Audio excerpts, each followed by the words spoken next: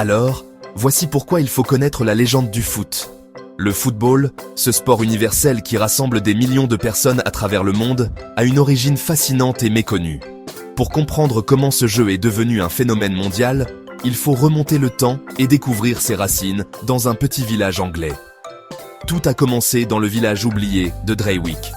Ce village, bien que maintenant déserté et en ruine, était autrefois un lieu vibrant de vie et de tradition. À Dreywick, un charmant petit village niché au creux d'une ancienne vallée anglaise vivait en parfaite harmonie fermiers et artisans. Les maisons en pierre, les chemins sinueux et les champs verdoyants formaient un paysage pittoresque. Chaque année, après les grandes récoltes, les villageois fêtèrent l'événement avec des jeux et des compétitions. Ces festivités étaient l'occasion pour tous de se retrouver, de partager des moments de joie et de renforcer les liens communautaires.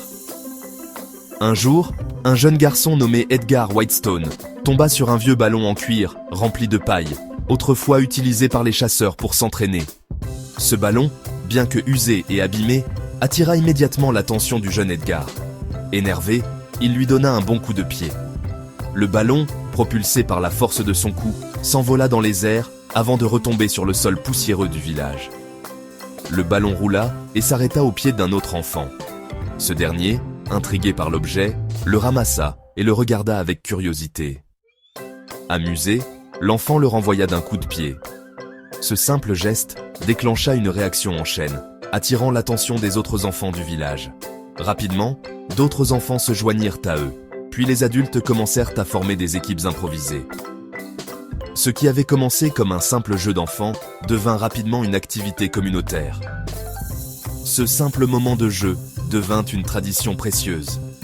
Les villageois attendaient avec impatience les festivités annuelles pour pouvoir s'affronter dans ce jeu devenu incontournable. Chaque année, les villageois de Dreywick se rassemblaient pour s'affronter dans ce nouveau sport. Le but étant de déplacer le ballon avec les pieds jusqu'à un point défini. Les rires, les cris de joie et les encouragements résonnaient dans tout le village. Au fil du temps, des règles apparurent.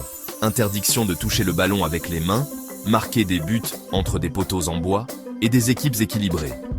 Ces règles, bien que simples, ajoutèrent une structure et une compétitivité au jeu.